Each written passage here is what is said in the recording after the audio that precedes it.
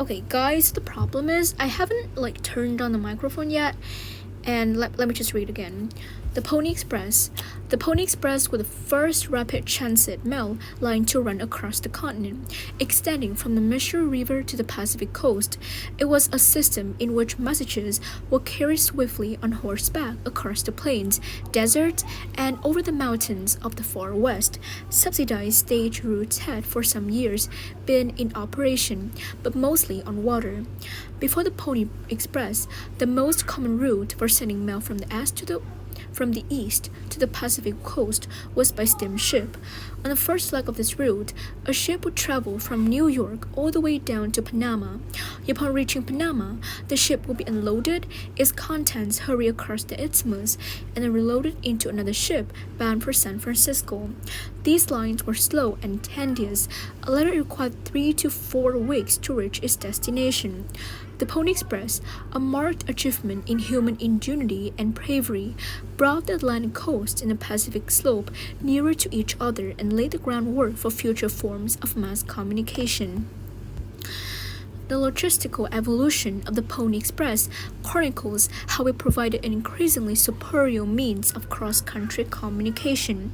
This privately owned service usually employed 80 riders, half of whom were always riding either east or west. The average run length of a single leg of the journey was 75 miles at the crow files. At the outset, it was planned to run each horse 25 miles, with an average of 3 horses to the rider. But riders soon discovered that a horse could rarely continue at a maximum speed for so great a distance. Consequently, it became the practice to change mounts roughly every 10 to 12 miles, with the exact distance being governed by the nature of the terrain. This overall shortening of each relay leg greatly facilitated the schedule, as the horse could be pushed to the limit of his speed over the reduced distance. As for the station keepers, one of the most important duties was to have a fresh horse saddled and bridled 30 minutes before the express was due. Only 2 minutes' time was allowed for changing mounts. An average speed of 10 miles an hour, including stops, had to be maintained on the summer schedule. In the winter, the run was sustained at 8 miles an hour. Deep snows made the latter ride the more difficult of the two. Although it had brief existence, only 16 months, the Pony Express marked the highest development in overland travel prior to the coming of the Pacific Railroad, which is preceded by 9 years. With the country heading towards civil war at the time, the quick delivery of news between these sections became imperative. It, in fact, proved the feasibility of transcontinental road and demonstrated that such line could be built and operated continuously year-round, a feat that had previously been regarded as impossible. The Pony Express was eventually supplanted by the transcontinental telegraph, yet it was of great importance in binding East and West together at a time when overland travel was slow and cumbersome. The operation of the Pony Express was a supreme achievement of physical endurance on the part of man and his faithful companion, the horse. The history of this organization should be a lasting monument of the physical sacrifice of man and beast. In an effort to communicate across time and space, its legacy serves as an enduring tribute to American organizing genius and courage. So first is definitely background. Wait, is it the background or is it introduce topic? Yeah, I think it's introduce topic and background. Lasting impression, the end result. The logistics. There we go.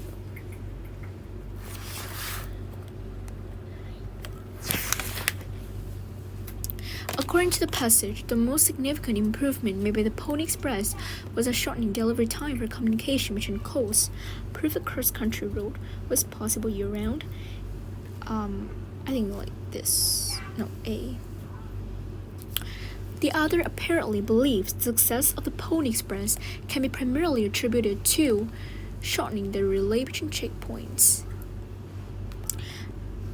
Governments and subsidize the physical endurance of men and horse.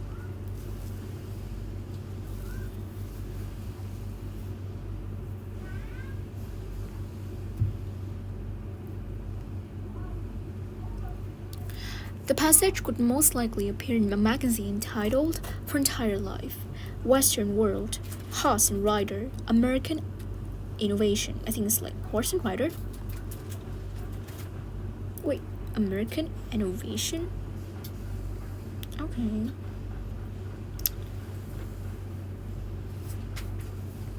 While horses are mentioned multiple times in the passage, the other equally praises the humans involved in the Pony Express. In paragraph 1, the other writes, "The Pony Express, a marked achievement in human ingenuity and bravery." In paragraph 2, the other writes about the importance of station keepers, which lets us know that human ingenuity is even equal weight in this passage. Moreover, this passage focuses not on the mode of transportation, the horse, but rather the method of transportation, the use of multiple stops and riders, measurements of time, economic privatization. It also focuses on how the Pony Express fit into the evolution of good transportation, ultimately culminating in a transatlantic railroad. Although this passage may appear in a magazine titled The Horse and Rider, this is not the best choice for a magazine that will be interested in a selection. American Innovation is better. The focus is on Horse and Rider as much as on American innovation. Therefore, D is incorrect. Based on information in paragraph 2, we can infer the Pony Express riders were expected to complete an average run of 25 miles, maintain an average speed of 10 miles an hour during the summer schedule. Yeah, I think 10 miles is correct. Have a fresh horse saddled and bridled 30 minutes before an express would due. Yeah, so I think 1 and 2. Wait, it is for station keepers, but not for the riders, so I think 3 is not true. Complete average run of 25 miles.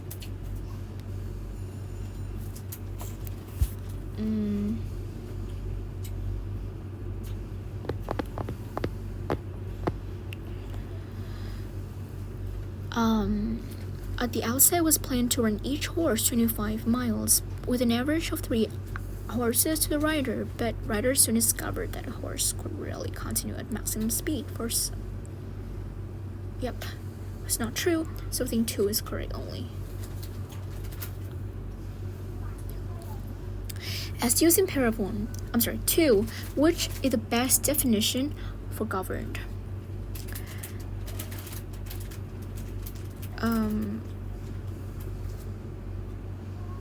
Controlled?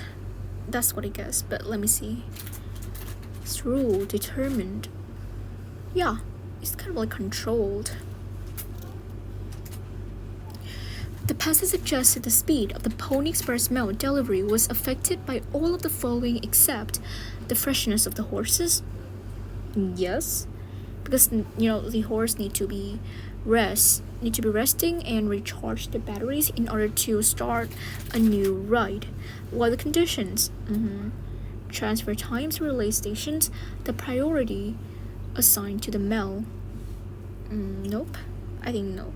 D is not correct because throughout the passage there's no mentioning of the priority of any kind of mail or special occasion, so I think it's not correct. According to the passage, the Pony Express discontinued operations because... Oh, really? Oh, yes. Brief existence. Deep snows, laterite.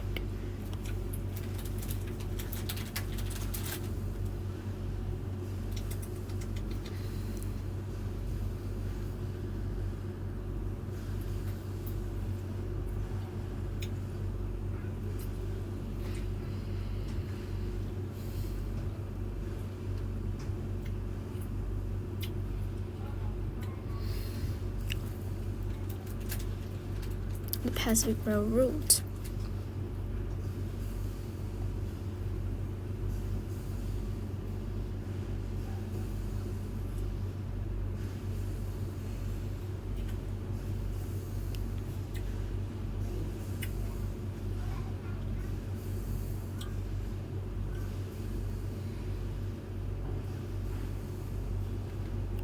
Supplanted, replaced, I guess.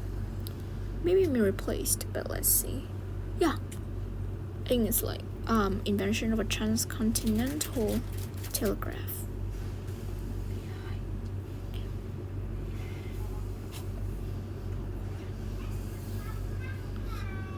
Here's my progress, as you can see. Yeah, this is for 11, as I can guess. And my level has reached like a 3090, which was impressive. It's a list for me, you know. Okay.